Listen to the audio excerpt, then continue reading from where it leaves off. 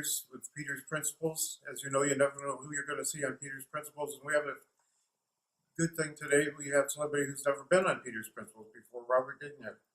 Robert, thank you for coming on. Thank you, Jim. Happy to be here. Okay.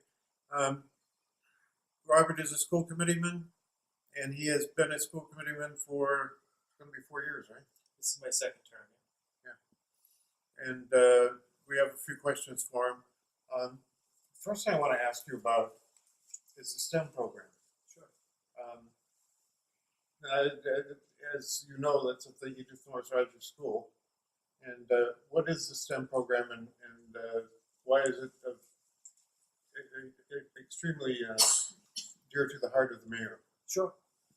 So as you know, we have a very successful STEM program at the Rogers School, which we are expanding each and every year. But what the mayor has been asking for further information is on the STEM programming at Lowell High School. And we had a subcommittee meeting just last night to discuss it. And what the high school has done is put together some different courses focused on the STEM areas, whether it's science, microbiology, engineering, architecture, different types of mathematics. And they've really put together some pathways in the STEM field. And they put together some brochures, some advertising to really market the programming. And it's very exciting. What is STEM? First place, what was it? Sure. STEM stands for Science, Technology, Engineering, and Mathematics, and it's a type of curriculum that's very hot topic right now. Right. And it's a hot field to be working in. So the mayor's put all of his eggs in this basket, and this appears to be a good basket. Yeah, absolutely. Yeah. The second question I wanted to ask you about was, as you know, it's extremely expensive to send a child to college now. How can the school committee make people more aware of how expensive it's going to be? And what do you see the role of the school committee in getting kids to go to colleges? Sure. So one thing that the Lowell Public Schools has is great partnerships with the University of Massachusetts Lowell and Middlesex Community College. And what we have is quite a bit of dual enrollment programs that we offer to our high school students. So what they're doing in their regular day is taking college courses and earning college credits for free. The school department's paying those tuition bills for them. So we have a number of students that end up graduating Lowell High School with a semester or even 2 semesters paid for by the Lowell Public Schools, which is a great advantage that not many other school districts have. What we also do is there are a number of financial literacy programs and college prep courses after school and during the school day, which allow students to really grasp the costs of college, what it means, how to fill out financial aid applications, scholarship applications, and really wrap around what it's going to take when you enter the real world and enter college. Does the state have any program for, MIFAS comes to mind, but I'm not sure what that is. So the state does fund through grants a number of programs. They fund a number of partnerships between the Lowell Public Schools and Middlesex Community College that focus on first generation college students that do a lot of the college prep, the financial literacy, the scholarship applications, and whatnot. So they do provide resources, not necessarily directly to the school district, but through various partners. What is the organization that helps with helps you save money for tuition from the time your child is a baby until the time the child becomes of age? That's not MIFA, right? I'm not sure what the name of that program is. Okay. Well, it will come to me, but Yes. this is old age speaking. So, the superintendent is looking for some type of report card, from what I understand. An evaluation. An evaluation. Yeah. And how do you stand on that effort? What do you think of the superintendent's tenure so far? Sure. So right now we're in the evaluation process. What we use is we use a rubric provided by the Commonwealth. All of our staff, all of our educators, from teachers through the superintendent, are evaluated with the same type of evaluation tool. So each committee member is responsible for submitting their own evaluation, and it's based on the superintendent's goals in their own self-evaluation. It's a 2-year evaluation process. And I've submitted mine to the mayor, who's collecting all of them. He's going to compile them. Then we're going to have an open meeting in public to review all of the results in summary form. And my evaluation of the superintendent was a positive one. I think he's done a good job during his time here. I've only had the opportunity to work with him since January, and I feel as a body, working with the administration has been successful, and we'll go through the process and see how my colleagues feel. So what is your take on the superintendent so far? I think he's done a good job. Okay. Yeah, I think he's good. I've any concerns I've raised, whether it was directly to the superintendent or other parts of his administration, a lot of those concerns have been addressed. There are some that haven't been addressed, but I'm confident that they will be. And I think an open line of communication goes a long way in public. So. Okay, the superintendent's put a great deal of emphasis on parental involvement. We just had a meeting yesterday morning, Doors Open in Lowell, Sure. which is a program. Well, I blogged the program, so I know a little bit about it. Doors Open in Lowell is a program that gets parents into their children's schools at between 10 and 12 in the morning, which is a good time to be in the schools because the kids aren't too tired yet. And, they're not looking at the door waiting for it to open and leave. What is Doors Open in Lowell, and how do you see it working? Sure.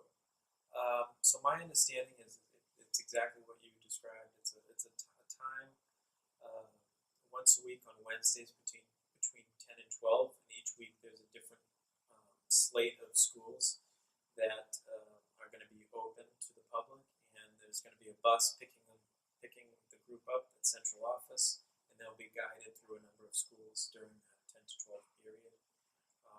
All of the visitors will go through the new Raptor system, which is basically you scan your ID and you get an immediate background check to make sure that you're allowed to be in a school building.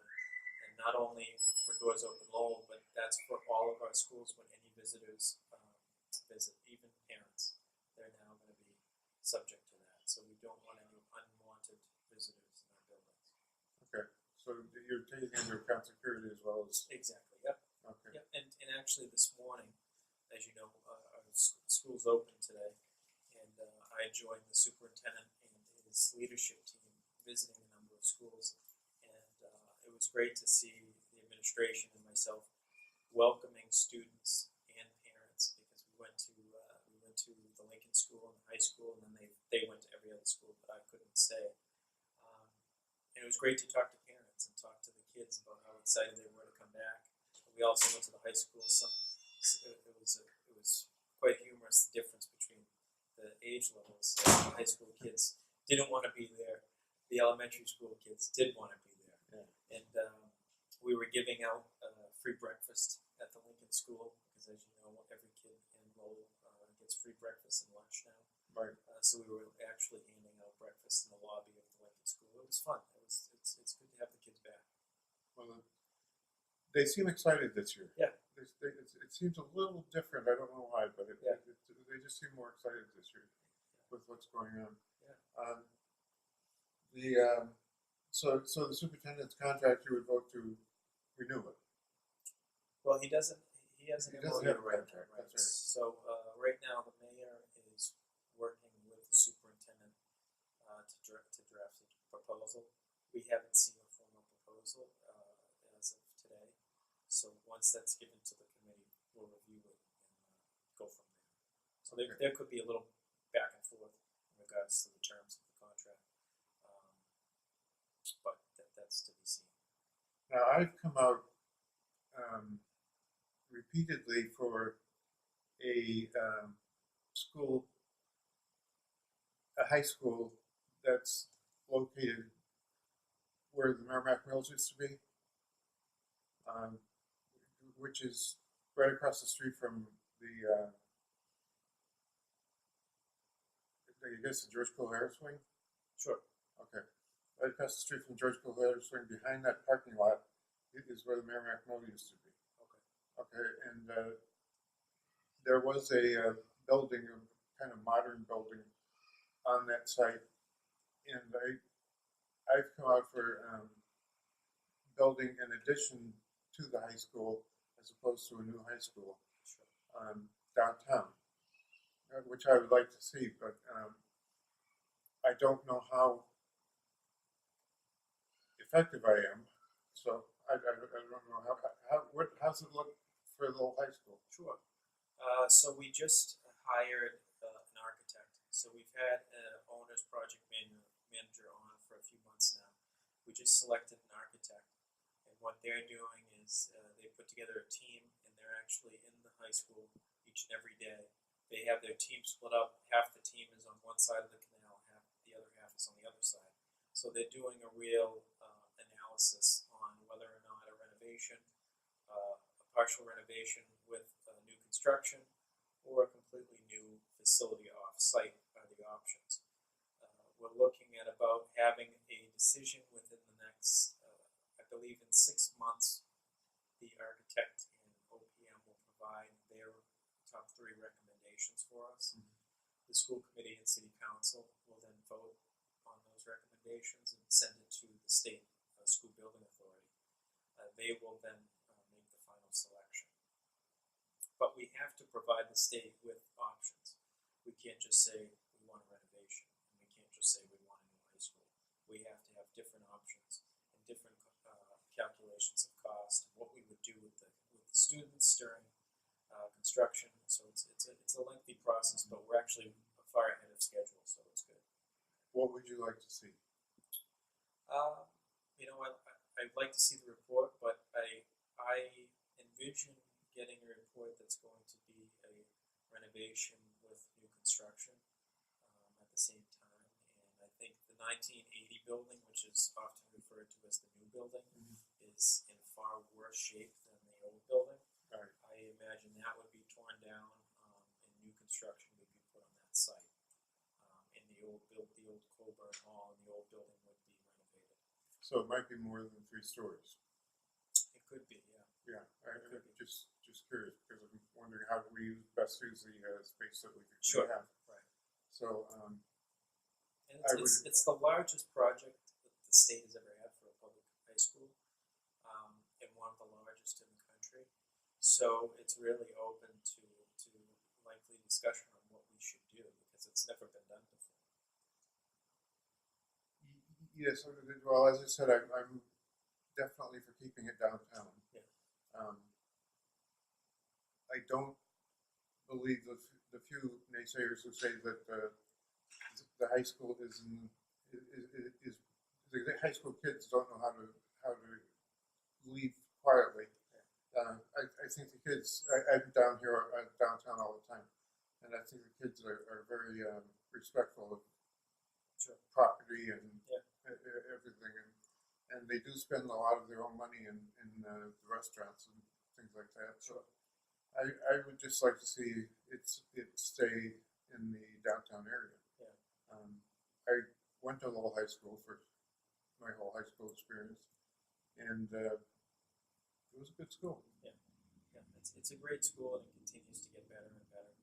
And the architect and OPM showed us some very, very preliminary options, but they said one of the unique things about Lowell is the history and the location where it currently exists. And they said, you have a beautiful canal here.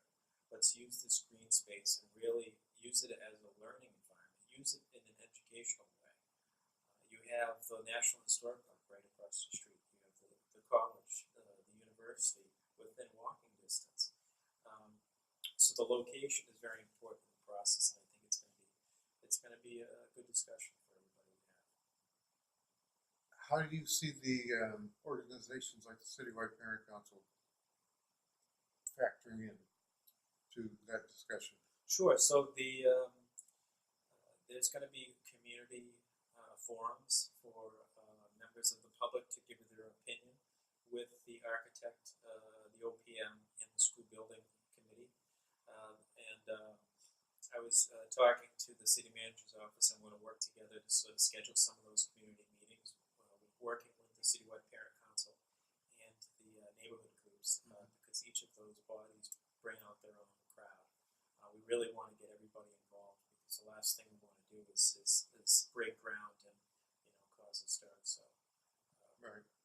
we are going to get everybody involved in the discussion. And it's a lengthy process, but it's something we need to do. Okay. One of the things that has come up fairly often is the fact that if we built in an area like Roger Street that has a lot of businesses that would have to be taken over, Yeah. we would have to pay fair market value for each business, which would really drive the cost up. Yeah. I mean, Yeah, and the state, funding mechanism is right now we're expecting to be reimbursed around 80% for the construction costs. What the state will not reimburse us for is acquisition of land. So if we were to buy any property in the city, we would not get reimbursed from the state. That would be the local taxpayer paying. that would be, and I think that's the point that we have to make. It's an important point to make. Yeah.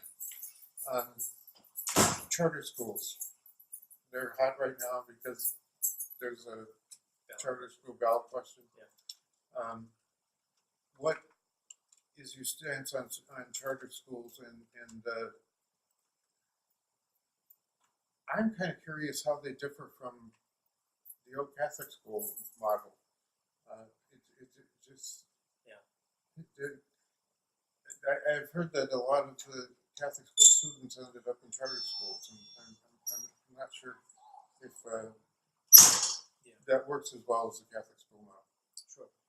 Well, I mean, the idea of charter schools is to have an innovative school to be able to make decisions and change the way they do things on their own, and not have to go through the process of the traditional public school system, not have to go through a superintendent and a school committee, which I think is an interesting idea. And I think the goal of setting up charter schools was to take that information, to see what is successful from making those changes, then share it with the public school system so they can adopt them. What has happened is charter schools have just become their own entity. They're not going away, but they're also not sharing that information with us and what makes some of them succeed. I think Lowell is fortunate to have a number of good, high-quality charter schools. That wasn't always the case. As you know, the community charter school was almost closed down by the state. They totally changed their ways and are now a level 1 district. The collegiate charter school just opened its brand new building. It's a great option for our kids, but it's a different option. The referendum question is whether or not we should lift the cap. And I don't think we should lift the cap, but not because of Lowell, because Lowell could actually take, I believe it's 3 or 4 more charter schools and still be within the cap, which I don't see happening. I think we have such a strong public school system. We have a strong parochials, a number of parochial schools, and we have 3 high-quality charter schools. So I don't think there's an appetite to expand. But if the state is to lift that cap, I think it could really, really hurt the public school systems across the state, because anybody that supports or doesn't support charter schools will tell you the funding mechanism just isn't fair. It isn't fair for the public school system to have to send our money to charter schools. They should be funded in a totally different manner. Theoretically, I could open a charter school, right? Yeah. And charter school teachers, I understand. Oh, we're gonna have to cut this part up. I forgot about this. I'll wait till it stops.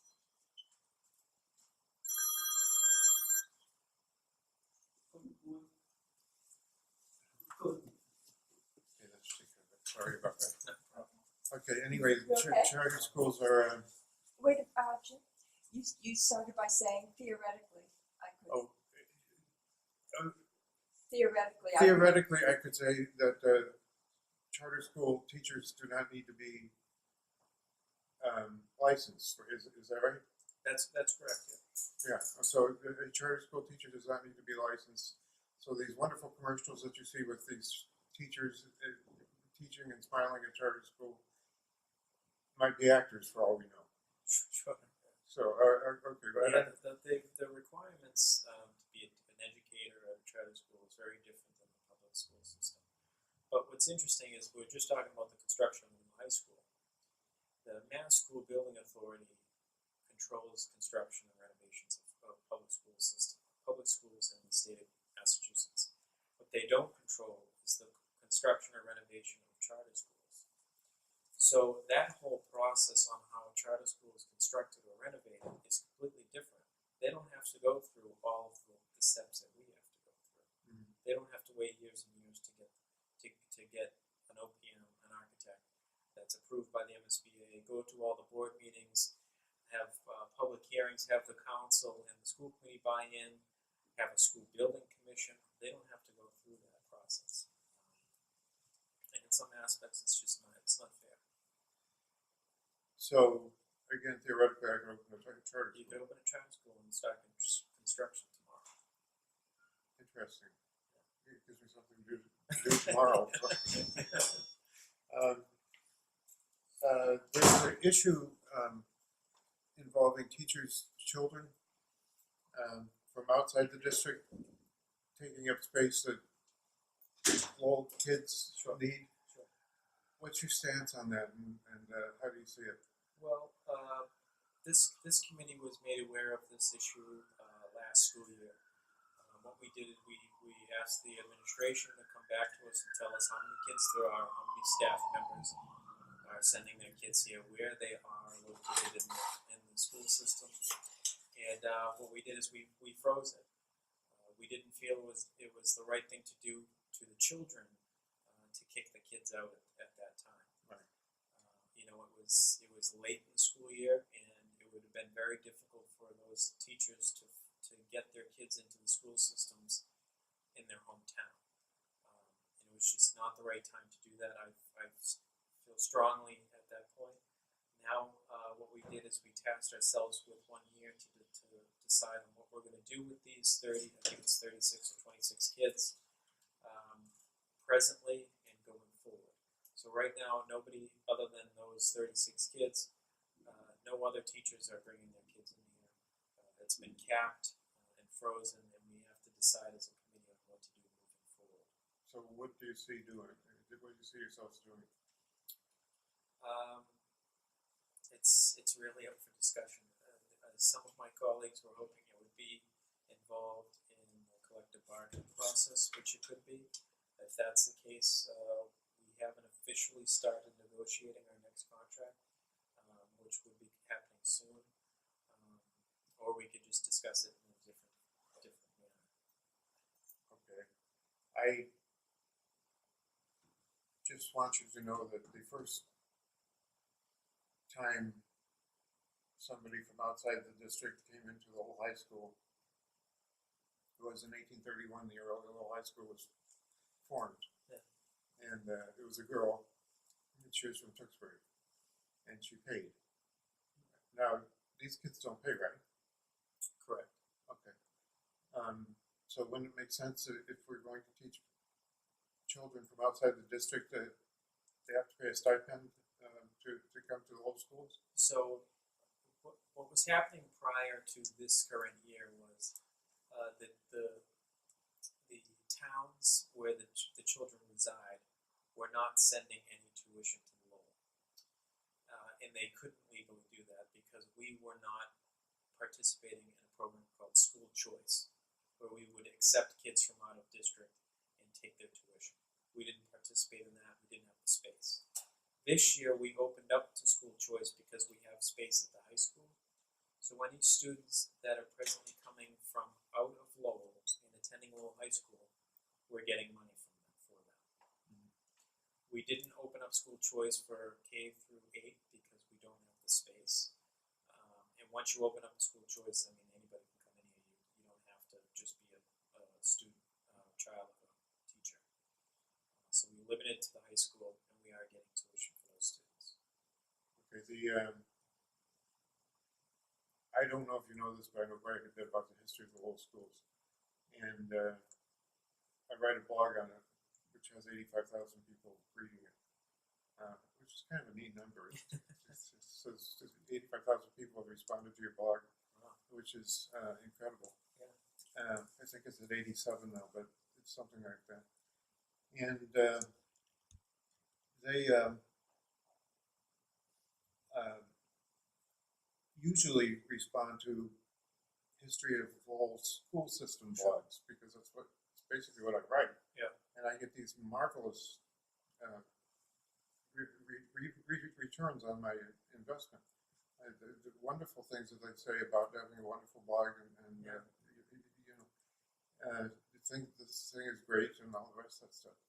Well, I have learned from my research in the school system that the school system was probably one of the best in the country back in the 1800s, and we're still innovative, which is neat. Yeah.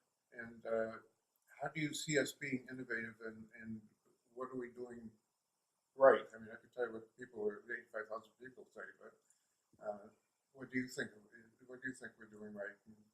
Well, I honestly think we're doing a lot of things right. I think we're at an exciting point to be a member of the Lowell community and to have such a great school system. At last night's subcommittee meeting, we were talking about Lowell High School and the Freshman Academy now has a makerspace, which was generously donated, and we have all sorts of great programs that are truly innovative, such as the STEM Academy at the Rogers School. We have remarkable arts programs throughout the district, and one of the things that makes Lowell unique is we have a high population of low-income families from all over the world that come here. And our ELL, our English language learner programs, and our ESL, English as a second language, those programs really change these kids' lives. They make them Llewellyans. They make them positive parts of the community, and nobody does it like Lowell does it. Okay, that's a good point on which we can stop, because we've run out of time. So, thank you very much for being here, and Thank you. and I hope to have you back. Absolutely. Okay. Yeah. Thank you. Thanks, Chuck.